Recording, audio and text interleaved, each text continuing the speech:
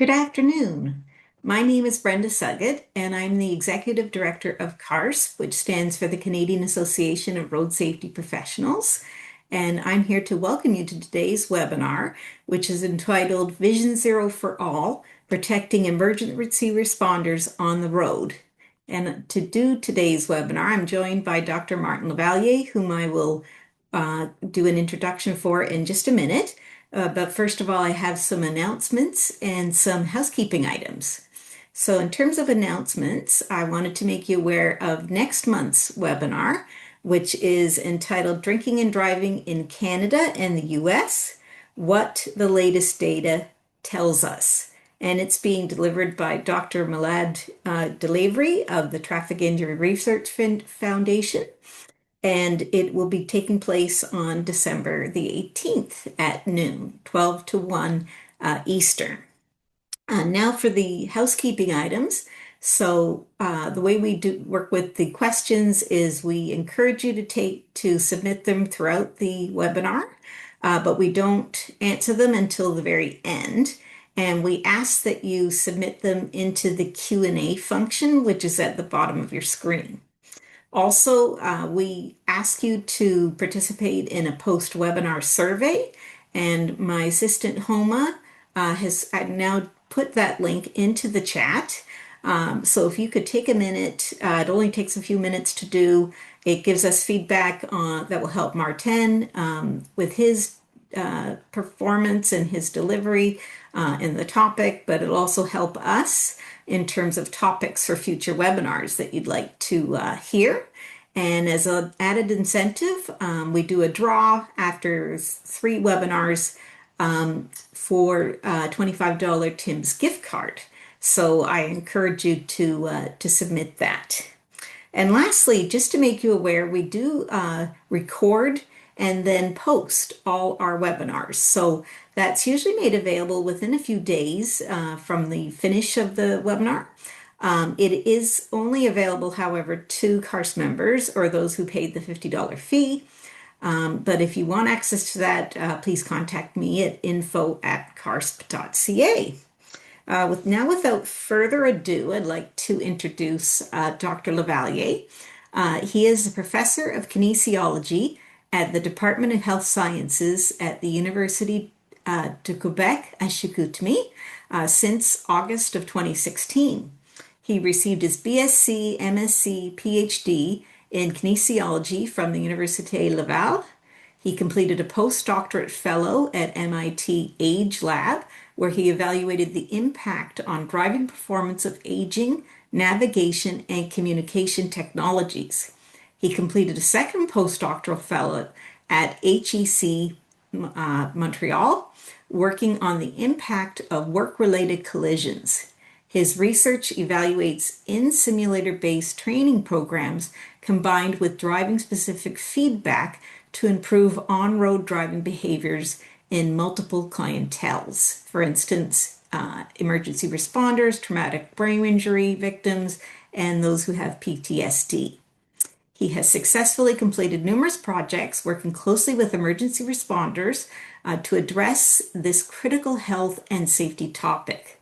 He serves as a board member of the Quebec National Board of Research on Road Safety and different ISO committees regarding human-machine interface. I also want to add that he was the chair of this year's CARS conference, which was in Quebec City, and he's a former board member of CARS too. So welcome, Martin, and thank you. Take it away. Thanks, Brenda, for the introduction. Good for most of us, good lunchtime.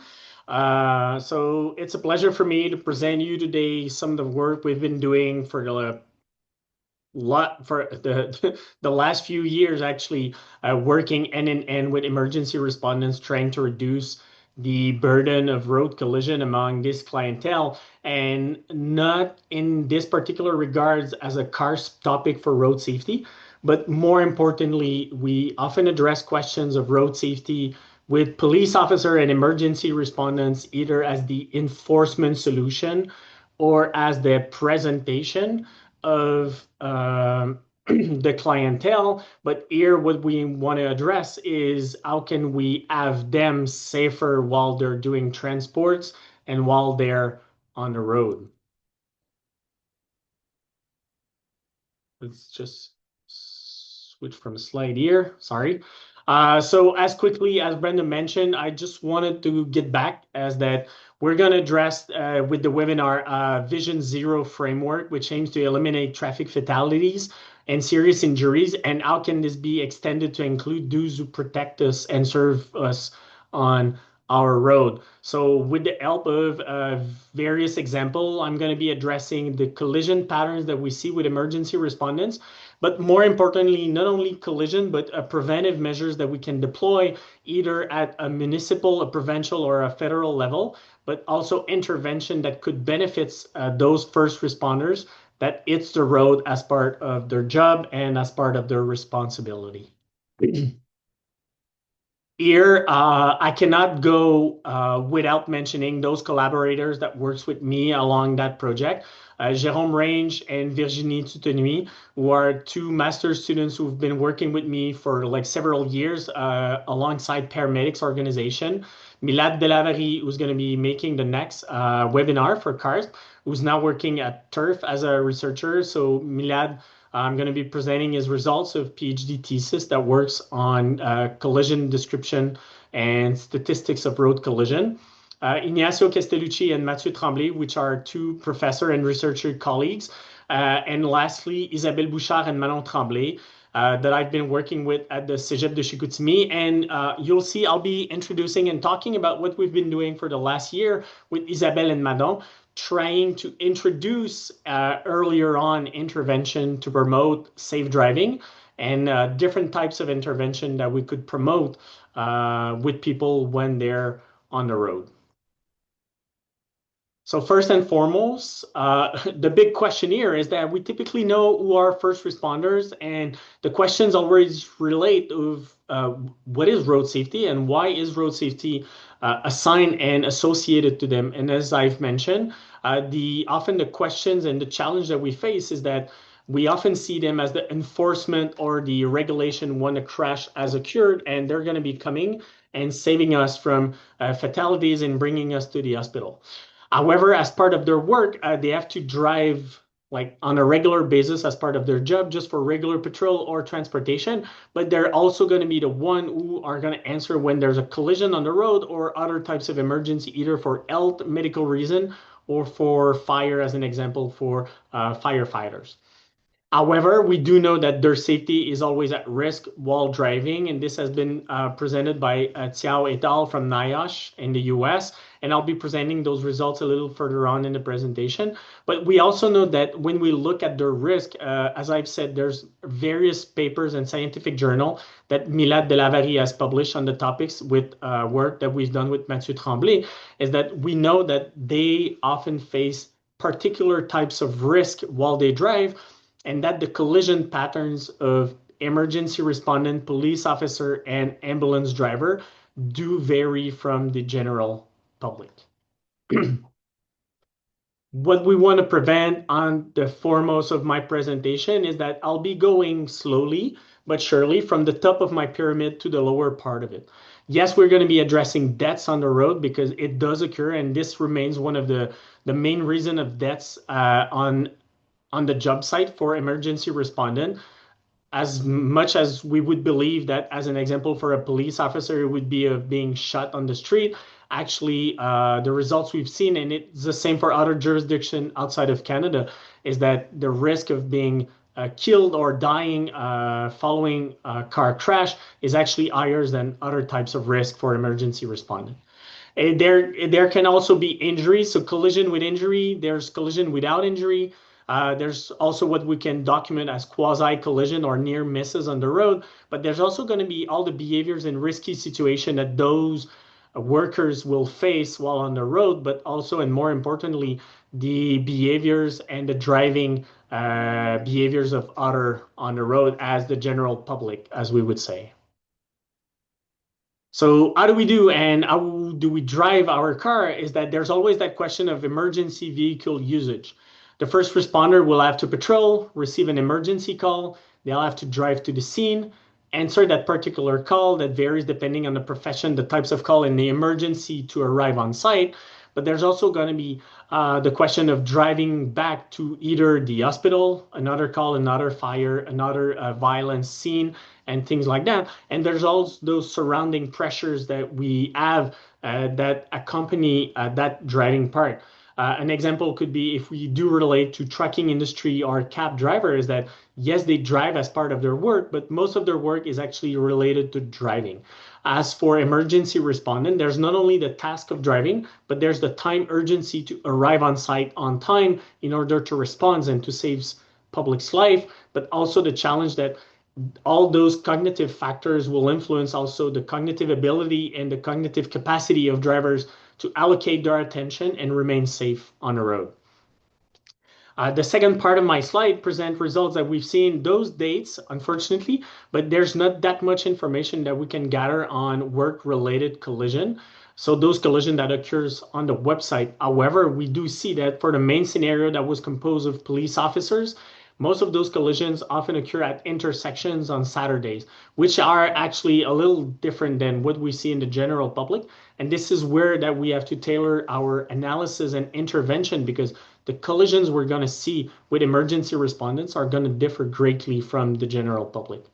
And consistent with driving simulator studies is that we've seen that paramedic students were evaluating stress while driving as a first responder. And the title of that paper that is really interesting to read from Duncliffe is called Driving Me Crazy, The Effects of Stress on Driving Abilities of Paramedic Students, is that this is a particular segment of drivers where we can really and clearly identify that the stress that is associated with the task that is going to have to be accomplished alongside when they arrive on site can also influence their actual driving capacity. And why do we do this work? And this one comes, as we call it, the 3 Ws that drives our action with emergency respondents and with workers. The first part is the lost wage, is that for some of them, when they're going to be involved in a collision, they might be put aside by their organization. They might have sometimes some penalties that is associated with some of those driving behaviors that they might have adopted. But there's also loss of time of work. There's also the questions of lost work. When we do consider that someone might be involved in a collision, there's an amount of work that's not going to be accomplished, especially and more importantly for emergency respondent, is that if those people gets involved in collision, we'll also have to call for other emergency respondent to first still respond to that call where they were going, but also responds if ever someone was injured in that particular collision to allocate resources to both those events. And thus, depending of where you are in Canada with the various concentration and various densities that we have of emergency response service, this could alleviate important and really important issues overall, because if we cannot answer the questions and the theme is that it's a really important issues to the overall questions overall. So what we want to do here is prevent that loss of work, and more importantly and lastly, this is the questions of lost worker. I've mentioned it in the previous pyramid of risk for collision, but we also want to prevent those deaths that can occur on the work site and also the associated consequences of those collisions.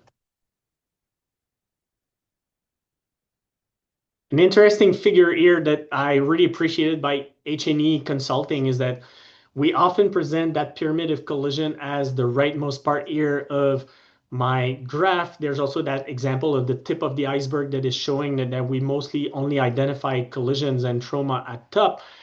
What we also have to bear in mind is that there's consequences of those trauma, and sometimes for one that would be involved in a car collision, they might not be that willing to participate again in emergency response, transportation. They might not be willing to get back behind the wheel for doing their intervention. It's not that they don't want to do their work, it's just that sometimes the fear and the consequences of that post-trauma in which they've been involved will have also consequences on their further working behavior and their driving capacity at some point.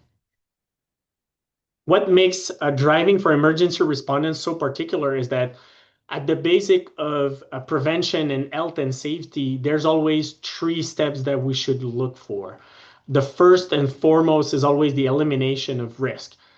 For here and for us in road safety, that would be pretty easy. We would just remove all the cars and all the vehicles from the road, and thus we could assume that if we have eliminated those huge trucks and cars on the road, and thus roads should be safer. Unfortunately, it doesn't work that way for transportation, and thus we have to look for substitution. Substitution methods would be on the way we work and on the way we transport ourselves. And once again, we do face that issue where that opportunity is not really feasible because there's types of transportation that needs to be done for emergency respondents, and the time we expect those people to respond when we call for emergency.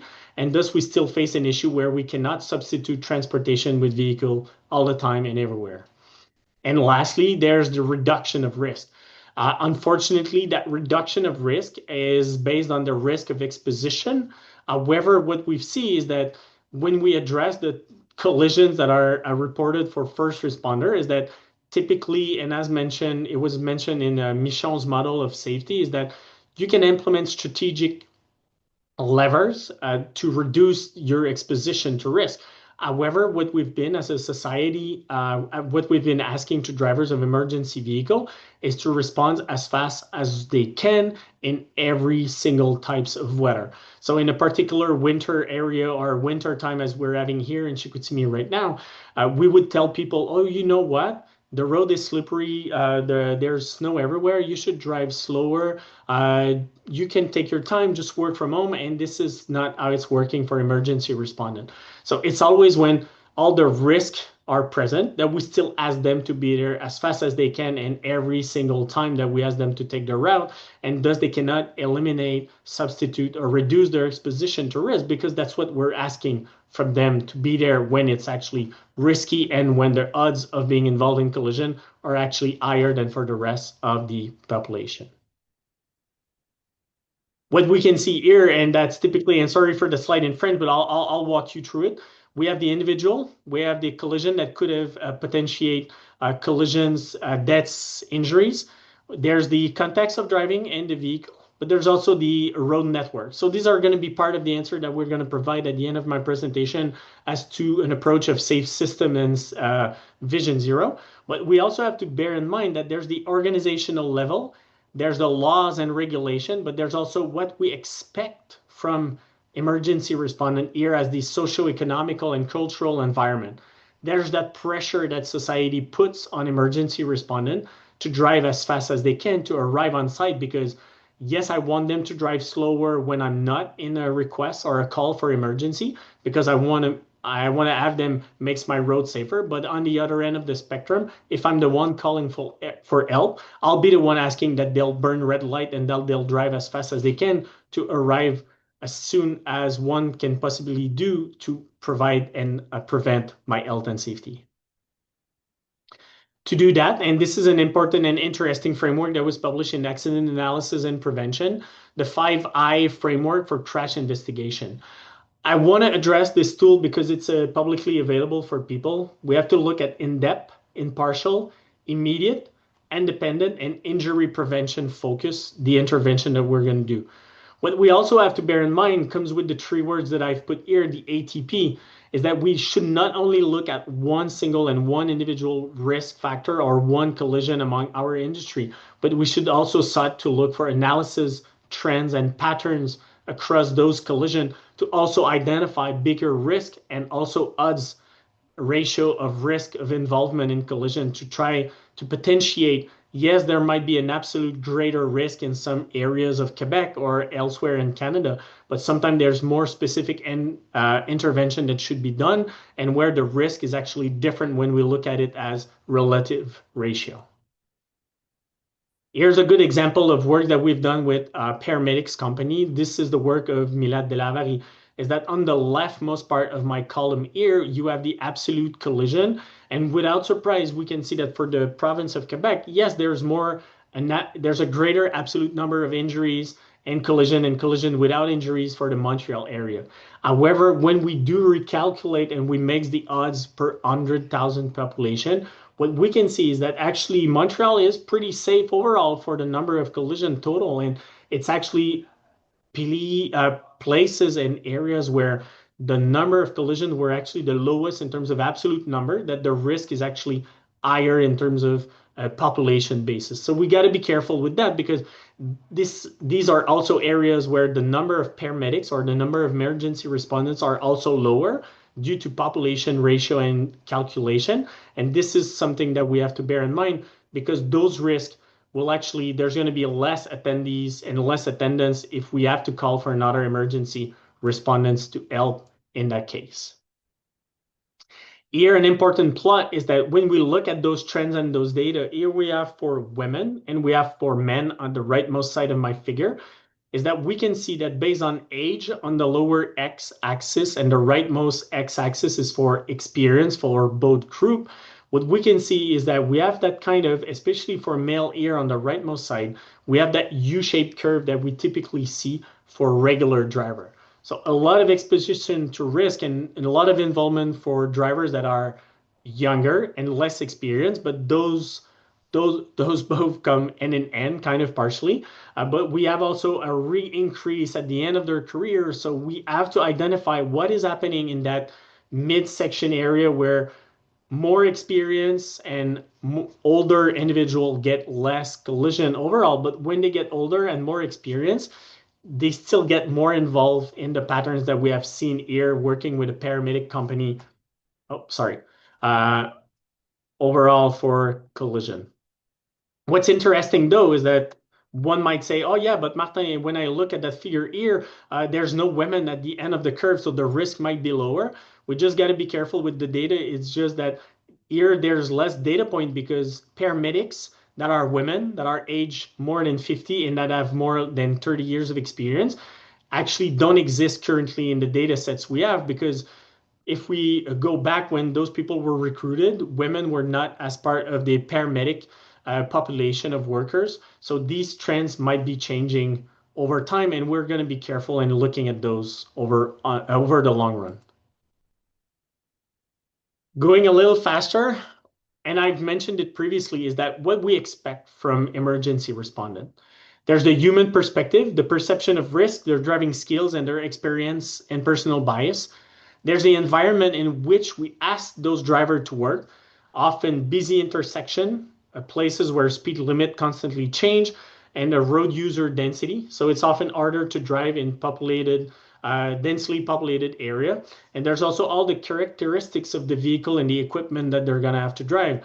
There's the visibility, the lights and sirens. There's the interaction with inside the terminal and with which they're working. And there's also types of larger and different types of vehicle than what we typically learn to drive on.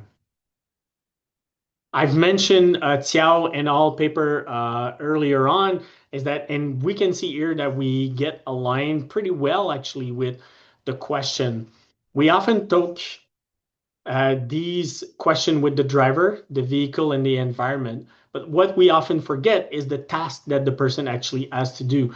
When we look at the safe systems approach is that we look at driver, vehicle, environment, but we also look at speed. What we often forget is that for emergency respondent, the task is not only to drive from point A to point B, but they also have to treat threats information, medical information that they'll have when they arrive on site. So they all have that cognitive process that is constantly overarching what they're doing as emergency respondents, and that adds as an additional burden on their driving capacity. As for the environment, the road user behavior also influence efficient emergency vehicle to navigate through traffic. Work from Alonso, but also work that we've done with continuing and interviews we've done with emergency respondent is that one of the biggest complaints we get from emergency respondents in focus group is the inappropriate behavior that people will adopt when they encounter emergency vehicle on the road. Some studies have also approached toward potential solution with methods to notify road user when an emergency vehicle is approaching. We're talking here about technologies that are vehicle to vehicle, so V2V or V2I for the infrastructure. There are systems now that can coordinate lights to benefit the transportation of emergency respondents, but there's still potential issues in terms of implementation, since that we've seen with technologies that they don't go as fast as we have planned initially with the penetration of the market. And we cannot assume that every single vehicle will have access to that technology to inform that an emergency vehicle is coming. We're also going to check as here it's important because there's the implementation of technologies overall that will penetrate the emergency respondence vehicle. We have a trend here and we call it the 5 eras of safety by NHTSA, is that we had the initial intervention that were done on seat belt airbags for car, and slowly but surely we're moving forward the fully automation safety features or partially automated safety features that already exist or that are coming on the road. And all these are going to influence how one might behave on the road, but also how is an autonomous vehicle is going to handle when there's an emergency vehicle coming and you have to deviate or you have to take the shoulder of the road while the car or the automated version of that car is actually specifically tailored and designed for not doing such driving behaviors. So that will have to be taken into account when we fully deploy such system. There's also a question of driving performance and secondary tasks. I've mentioned those secondary tasks earlier, but all first responders have various tasks outside of driving. We typically address those questions when telling and when doing campaign of road safety, of telling people you should solely be driving while you're behind the wheel. And that's the exact opposite that we ask from emergency respondent, is that you're going to be driving to a scene and we're going to shoot you and provide you lots of information so that when you arrive on site, you'll be sharp and you'll know what's happening. Is it domestic violence? Is it like heart attack for a kid or things like that? And thus we kind of push them towards an overwhelming number of information that push towards that distraction and secondary task while driving. Here I've said we also ask from them to be speeding or violating normal driving rules. Often people will say, oh, I've seen a police officer burn a red light. But there's actually regulation into doing that and safe passage of intersection for emergency respondents. And they remain responsible for those driving behavior that they will adopt on the road. So they have conversing using the radio, sometimes cell phone, monitoring messages, activating emergency equipments while in their car. And even though they do have training, there isn't clear evidence that shows that safe driving is maintained when working and all the time. We also know that there's mobile data interaction, and this is a huge challenge for us. We do know that secondary tasks can impact police officer injury rate. Those were results done by Dumnes at the University of Toronto, but as well for emergency vehicle and firefighters. We see those results coming from crash statistics and crash reports, but also what we see is that police officers are often reluctant to wear seatbelt due to perceived interference when it's going to be time to draw their firearms or when they exit vehicle for emergency response. So those are also behaviors that are known, but that could also potentiate the burden of a collision, because if someone's having or involved in a collision while they were not wearing their seatbelt, the consequences will be greater, and we've been knowing that for years now. There's also a question, and this is a really busy slide here in terms of image, and as you can see, it has been created with artificial intelligence because I didn't want it to use an actual image from a real footage from a car. But you can see that the driver will have to not only interact with the interface of the vehicle and what's in it, but they'll also have to interact with various types of road user, either cars, other vehicle, other emergency vehicle that are on the road, but also, and more importantly, vulnerable road users such as cyclists, pedestrian, and people that not might be aware of how they should respond and how they should position themselves safely on the road. That questions of time pressure, I've mentioned it earlier, is that the emergency vehicles should mobilize to scene in a rapid manner. And it's always the trade-off between the usage of sirens or not, and how can I arrive on time as fast as they can. There's also that question, and it has been raised really often in Quebec and in other jurisdictions, is that often for emergency respondents will have drive or exceed sometimes speed limit, is that the pressure of prosecution if a collision was going to occur is actually way greater than for the general public in terms of responsibility and the number of level of accusation they can go through for having driving faster, even though this is the population that requests that from those drivers. And there's now fears that even some emergency respondent told us that they're not driving faster now. Yes, they'll turn up lights and siren, but they'll just follow the traffic speed and they'll arrive when they'll arrive, but because they fear those prosecution that can fall onto them if ever they were going to be involved in a collision. There's also task changes in human, is that humans are not built to complete all those tasks subsequently. And we could assume at some point that if we brought in automation or some sort of automation, we can potentially reduce the burden of driving and help actually emergency responding to drive faster and safer to the scene. Slowly, we've been seeing technological intervention with advanced driver assistance system. This is the typical car, no automation at all. And slowly, we've been moving to the driver assistance partial automation. And we've seen slowly but surely conditional automation right now. This is a challenge that we face because we're not clearly at the full or high automation for emergency vehicle, because there's too much that they'll have to handle in terms of vehicle and speed of response that we cannot put full automation in those, because they'll have to disobey some traffic regulation to be able to pursue someone or make an arrest, and thus full automation on those cars is not feasible. But there might be opportunities for like sleep detection or lane maintenance that could be interesting, as long as it doesn't interfere with other driving maneuvers that one should have to do. Assistive driving technology, and I've mentioned it, is that we're going to go for slowly vehicle automation. Rules and regulation, reconsideration of responsibilities when drivers gets involved in collision. But more importantly is that we have to assume that what we thought was going to be an impactful and safer road with the presence of automation in every and various types of vehicle have actually showed kind of differently. To what point should human be taken out of the driving equation, and how should this technology be used? And these are remaining questions that are fairly relevant to the emergency respondent settings, because we actually know barely anything about their driving in emergency or just in regular patrol. If we chime in and we put automation in this context, it makes it really complex. Why should we be aware and why should we be concerned of automation is that this is work done by IIHS and people at AgeLab in the US, where they've shown that there's a behavior chain associated with partial automation among 3 samples of drivers during a 4-field week trial. And what they've seen is that when you put automation to people and when you give them automation to people, they'll just be more distracted while driving. So is it really the response we want to get from police officer or emergency respondent to provide them some automation so they can be more distracted or more focus oriented towards other tasks that we ask them to do? And is it going to get or is it going to have consequences on their driving performance? This is a question that should remain.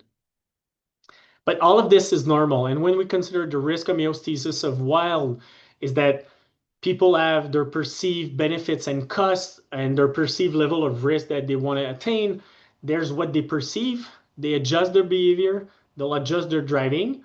They're going to get the feedback from the environment, and with some part of delay, then they're going to reevaluate the level of risk that they want to accept, and then they're going to adjust their behavior consequently.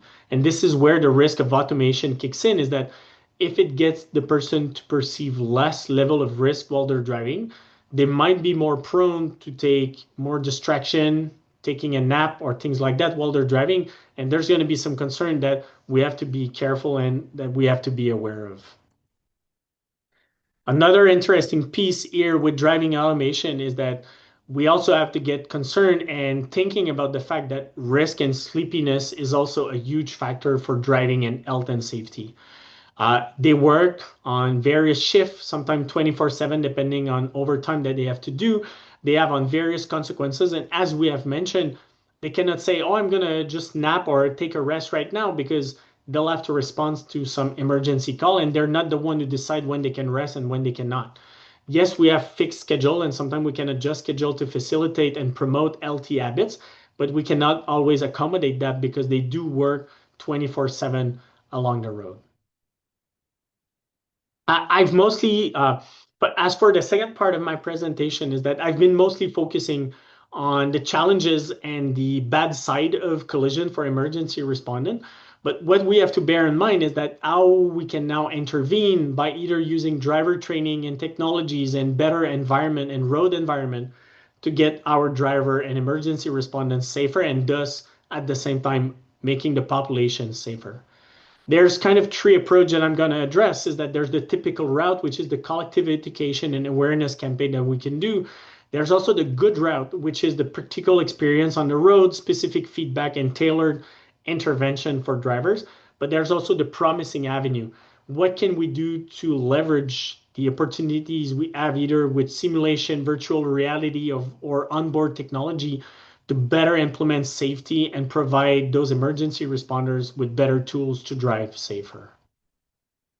One of them is learning the stage of first responder. I'm just going to give you and run you through such a series of example is that we do made a list of college level driving course for paramedics, which is the leftmost column here, is that what we typically see is that even though this should be tailored and on a more uniform curriculum is that we've seen that the number of hours, depending on practical on-road driving simulator usage, is actually really different depending on the organization in which someone is going to learn how to be a paramedic. It's also going to change if we look at police model where there's the autonomous driver license where I'm going to get my driver license by myself. And then for some of them, they acquire before driving lessons for specific preventive or emergency response.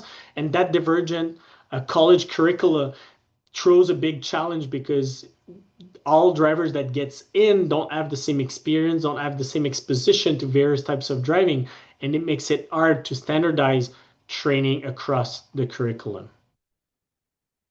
Here's an example. It was based on a French curriculum, so I'm going to keep it in French here. But what's interesting is that we can see that for the context of Quebec, if you work as a paramedic, you're going through a 3-year curriculum program, which is a blend of college and specific training for you. And this class, that particular driving class, is the only class where people are going to be initiated and they're going to be taught how to operate an ambulance safely. So across a 3-year program, there's only one driving class. And in that particular context, and this is important to mention, is that there's going to be no emergency driving in urban or rural context. So the only emergency driving that they're going to do across that curriculum is going to be on a closed circuit. They're using like airport here in the area where they're going to learn how to do emergency response, but they're going to be mostly learning how the physics of the vehicle works in emergency settings where they don't have to treat all the information surrounding vulnerable or other road user as an example.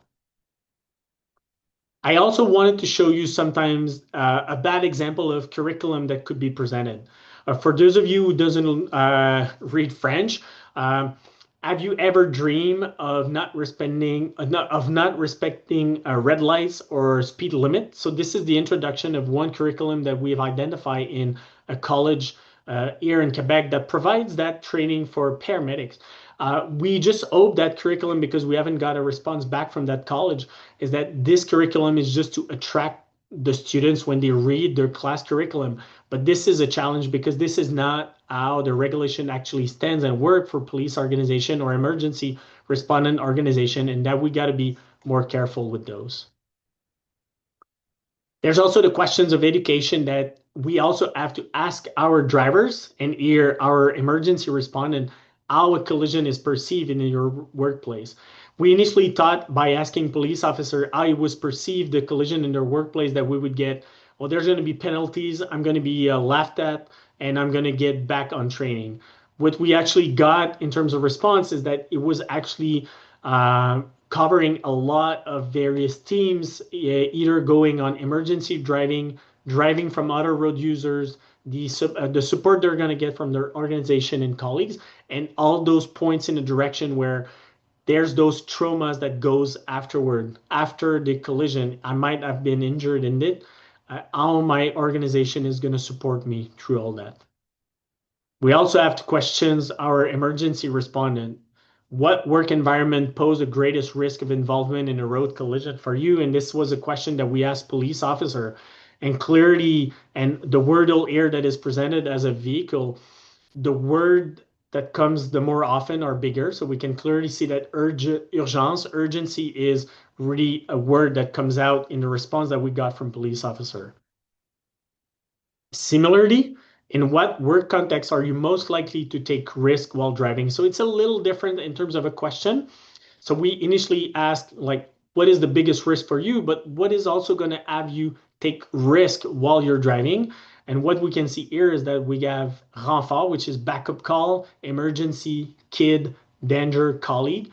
And the answer completely differs between both because they clearly explain to us that I know it's risky, but if I get that type of call, I'm going to take more risk because I want to be there for my colleague. And I also expect them to be there for me if I make that same type of call, that they'll be driving as fast as they can to come and save me. There's also example of safety campaign that could be done more on the educational level. This one's coming from the NIOSH. So buckle up, slow down, focus, and remain calm. So these are reminders that we can give our driver. Another example here of vehicular ergonomy is that you can work on the posture, but you can also work on the vision. This is a shot taken from a CAA Quebec example of the Vision 360, but this is often something that people are not aware of and that can increase their situational awareness while they're driving. Slowly, but really important, there's also move over laws that are barely or rarely respected by drivers. There's, yes, the question of physical placement along the roadside that we can work on. There's also public behavior and education that we can work on as well. But we should also start looking at automated enforcement. We now have systems that enforce speed regulation, that enforce red light signage. We now have automated plate readers for police vehicles. So there could be ways of implementing move over law automatically so that a police officer is parked along the roadside. If someone is not respecting the move over law, there could be ways of enforcing those regulations so that people get actually caught up and penalized and not having the officer having to run after those people that did not obey that regulation if it's present in your province. And lastly, driving simulators. Driving simulator here will encompass not only driving simulator, but also virtual reality, augmented reality while driving. They do provide us really interesting way of documenting driving behavior, but also providing proper environment for training for emergency respondents, where here a collision only produce 0 and 1 as a binary factor or whatever the data you get extract from your driving simulators. But how can we potentiate those to evaluate driver, but also train them in emergency settings? All of that emergency response not only goes with the actual behavior of the car, but we also have to look for visual search behavior. How can I document how one is looking and extracting information while driving? So I can potentially identify risky driving behaviors in terms of behavior of the car and the maneuver, but also in visual search if there's places where a good visual search is lacking overall. Here's an example of works that we've done with Virginie Tutenuy that I've just mentioned, where we did evaluated visual search behavior of paramedics while driving in a simulator. And what we have seen is that 3 factors will influence greatly the driver visual behaviors. There's the effect of driving context. So am I driving in a straight line, intersection, or changing lane? There's also going to be the context of call. So am I answering an emergency call? Am I driving to a scene or driving back from a scene, or am I just driving as a regular patrol? And these factors influence the frequency and the patterns of visual search of individual. And this has to be taught to people that they should adapt their visual search like we would do with everyone else, depending on the types of maneuver they have to conduct, that also the emergency or the types of call they might get could also potentially influence their driving behavior. What we have to bear in mind here, and I hope that I convince you that we can do it and work it along together, is that we have to work in terms of prevention. What we want to prevent here is the collision. Yes, the reduction of impact on the rightmost side with airbags, braking, active safety system, automated emergency braking, and also action of the driver, which is my yellow circle. But more importantly, if we can leverage and place at the right time for the right person with the right tool, prevention and education and training measures, we hope that we can prevent those collisions that impact the safety of our emergency respondent. I've took back this figure here from NHTSA, which I thought was important as a wrap-up figure for my presentation today, is that when we look at that safe system approach is that we do have particular and safer, yes, vehicle for emergency respondent. But what is important to bear in mind here is that those vehicles are relatively and typically different than the types of vehicle we typically see. We also talk about safer speed. Yes, we know that if emergency respondent reduce their speed, there is less risk that if they eventually get involved in a collision, the potential of injury and the potential of deaths will be reduced. But at the same time, and I've mentioned it earlier, there's all the cultural and the pressure that the population is putting on emergency respondent to arrive as fast as they can. So there's that conflicting issue here with safer speed. We can clearly design safer road for everyone. And if roads are safer, if we separate emergency respondent from vulnerable road user better, as we would do for the general public, we could assume that the road safety statistics among them are going to get safer.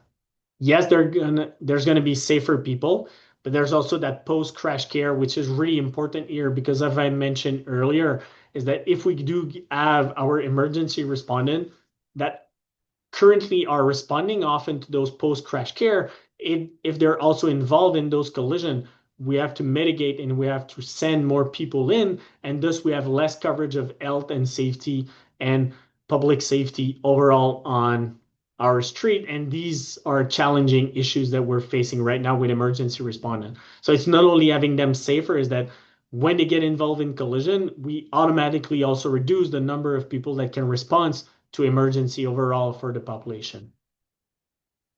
So I hope that with the presentation, I was able to show you that the strategy we have and we need to focus on safe system and share responsibility with proactive action can be applied to protect those who protect us.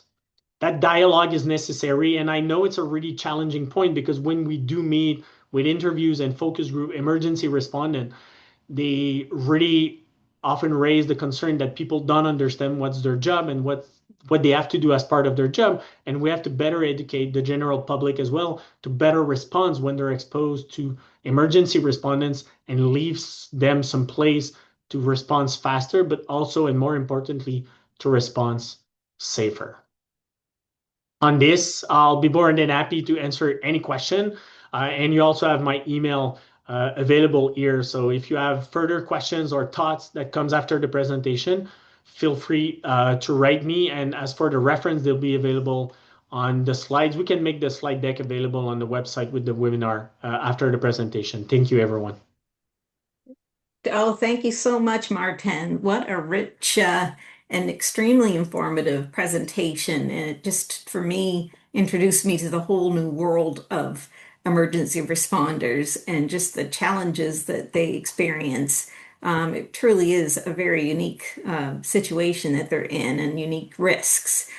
So thank you so much for that extremely detailed, very informative presentation. And we do have some questions coming in, so we'll just jump right into those. Okay. So the first one is, do I understand the slide correctly that in Quebec, 10% of all motor vehicle collisions or injury collisions only involve first responders? You've read it right, Don. The 10% here is for all work-related collision. So these were statistics that were extracted from Société de l'assurance automobile du Québec, but also from the CNSST, which is the Health and Safety Board of Quebec. And those were collision that were linked not only to a road collision, but also as a claim in health and safety. And 10% of those collision that were associated with work-related position were from police officer. So it's not 10% of all collision of Quebec. It's out of all the collisions we have in Quebec, some of them are work-related, and 10% of those work-related were linked towards emergency respondents and police. Okay, perfect. Thank you. Another one is this is a great comment. So, improvements to public health, such as fewer heart attacks and strokes and injury, could also result in fewer calls and exposure for ambulances. Perhaps another benefit that could be shared to encourage better health and safety in the general public. That's a really good point because every step of prevention that is put before those collision or those transportation occurring should have potential benefit in reducing. Here it's for heart attack for paramedics and ambulance driver. But when we talk about domestic violence, gunshot, and things that are different for police officer or fire prevention for firefighters, every step of prevention could help and potentiate the reduction of, first off, transportation for emergency respondent, and more importantly, in the case of stroke and heart attack, is that these are typically 10:15 or 10:30, we call them. So emergency displacement transportation with lights and siren on. And these are like places where are more at risk of being involved in collision. And thus, if we can reduce at the forefront those events, we could assume that there should be less risk of being involved in collision. A very good point. And along those same lines of thinking in terms of the degree of seriousness, I guess, of the incident that they're racing to, John Shaw was wondering if you reset public expectations about driving to a particular incident scene, if it's a less critical scene, if the ambulance drivers felt that the public wasn't expecting them to just tear there as quickly as possible. So kind of resetting that public expectation. Yeah, it's a good question, John, because there's probably a question here of public messages that for every people, as an example, for a car collision, if they do believe that it was a critical incident, they always receive emergency respondent being really mad if they perceived or they thought that it took too long for them to arrive on site. And there's that public expectation that when it's an emergency for them, it's always too long to get the response from emergency respondent. So yes, we have to work on that public message that if you want to have safer roads, we also have to implement the fact that there's going to have to be people that move aside so that transportation can be made easier and faster for emergency respondent. But there's also expectation that sometimes are probably way too big for people to arrive instantaneously, especially in more sprawl or suburbs area, where often you have an ambulance that can be in reach of 30 to 60-minute transportation. So you cannot expect if there's one ambulance for a really large area for the ambulance to arrive at your home in less than 5 minutes if it's actually parked at a 30 or 50-kilometer distance already. Okay, perfect. Thank you. Now, this next question, I'm not clear exactly what he's asking, but you might be better to interpret this, Martin. Is complacency maybe contributing to older, more experienced first responders? I think that it is also evident in other professions. I'm not quite sure. Yeah, I think I know. I think where the person is getting, Brenda, is that Okay, it does refer back to that figures that I've shown of the risk, the U-shaped curve risk. okay. The example here is good because we also see that in other profession, more experienced workers being more injured in the workplace. And then it's always the challenge. Is it a question of being complacent with your risk or your exposition to risk, or these are contributing factors that are actually associated maybe with aging effect, like less physical or cognitive capacity, and it's hard to differentiate between both. But yes, it could be an overconfidence of older workers saying, I've never been involved in a collision and thus I can take more risk because I'm a safe, quote unquote, driver and I'll be okay. And that might be one of the reasons why they get involved in those collisions. Gotcha. Okay, thank you. Yeah, and Rahim asked, many newer versions of the Safe System Approach infographic also includes safe land use planning. How do you think we can plan our land use and zoning laws better for emergency vehicles? This one is a harder one to address because, like, the safe land use planning is often splitted in some particular area, like a school zone, an hospital zone, like suburbs, rural, urban area, and depending on those. But more than often, like the emergency respondent will have to cross like all those segment of area and land use planning to transport someone or to allocate the resources to somewhere. The challenge here should be more maybe on clearance for road. We've seen it more frequently with firefighter trucks is that they'll often ask for large radius so that the truck can turn and things like that. This is something we have to take into account because there's also other types of truck that could be bought by municipalities and cities, because there's example of trucks that can maneuver in less, like in a smaller radius as we can see in Europe. But I think a lot of it has been influenced by the firefighter trucks that we can see in the US, and thus like it always makes the truck bigger. So they have large radius, but often intersection with really large radius also comes with really large road, and a large road, we all know it, brings to faster speed and inappropriate behavior from other road users. So there's that challenge of culture and industry, but also vehicles that are available for agencies. Because if there's only one type of truck that I can buy, I'm kind of stuck with that when I'm trying to plan for safer design or safer road or share road as an example, where if my truck cannot come in, there's a public safety issue there. So we have to always think of it as an a general discussion between municipalities, public service, and public safety, because it has to take into account the accessibility for firefighters to assess and access different types of buildings and zonage, so that they can provide emergency care to everyone. Yeah, and they should be at the table when areas are getting planned in terms of zoning and so forth. That makes a lot of sense. And you mentioned before about move over laws, and Tony was wondering, are there any good examples of enforcement of laws for the general public to move over or stop when first responders have their lights and sirens activated? I see poor behavior and people getting in the way often. Unfortunately, I haven't seen good example of it. I think it comes with campaign. I can look for Quebec. There's a lot of signage that says move over law, especially when you get in some particular highways in the area here in Quebec and in the Montreal area as well. It goes with a message that should be repeated for the general public, is that the behavior is there, and unfortunately, it's an inappropriate behavior. So, and the move over Mhm. law is that people often think that it's automatically that you have to switch lane. You can also just reduce your speed to a more appropriate speed. Depending on regulation, it's 50 or 60 kilometers per hour. So you don't have to force yourself to switch lane and move over, as it says. But this could be documented probably with just onboard camera, and we could probably see that there's a high percentage of people who do not respect that. But that was also the point that I was making, is that we now have like automated enforcement system. Police car have automated license plate reader now to provide tickets and know if people have paid or not their license. These system could be turned on. So if I'm arresting someone along the roadside, I place my car. If someone's driving by too fast, then the license plate reader could grab and snapshot that license plate.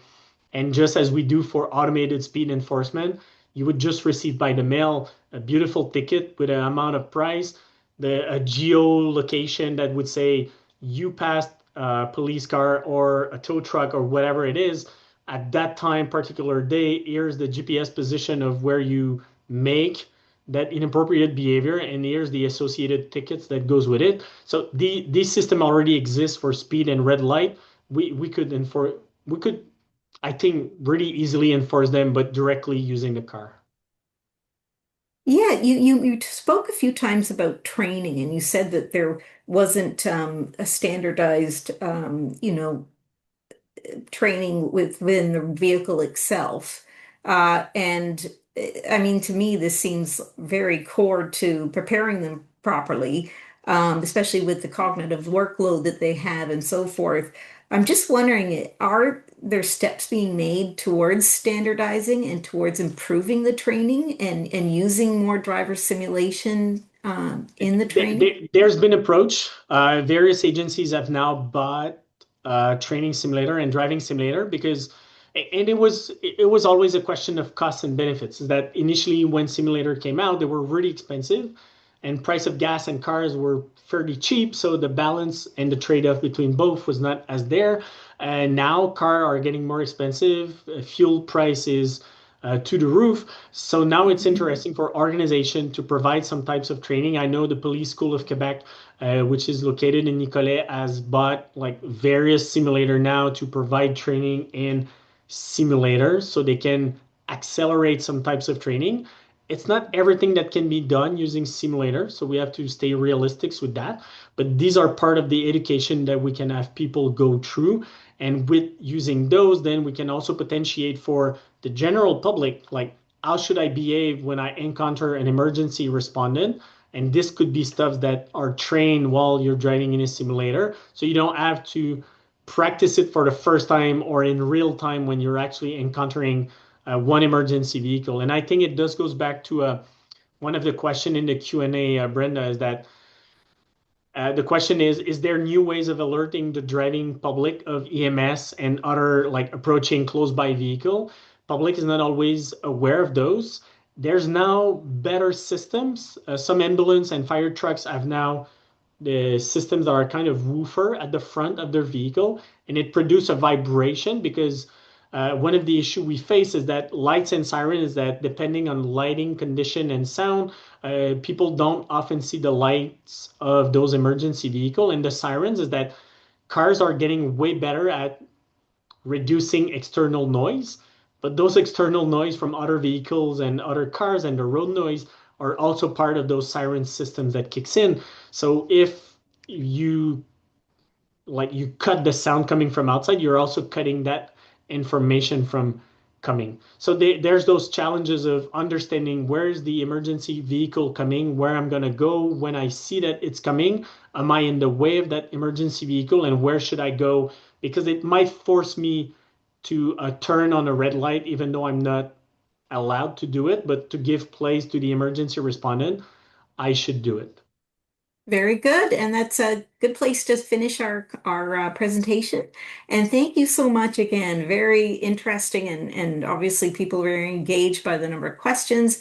And just a quick reminder to people to please do our post-webinar survey. And thank you so much again, Dr. Lavalier. Very informative, and it's always great to have you on. Thank you, everyone. Have a good day. Thank you, you too.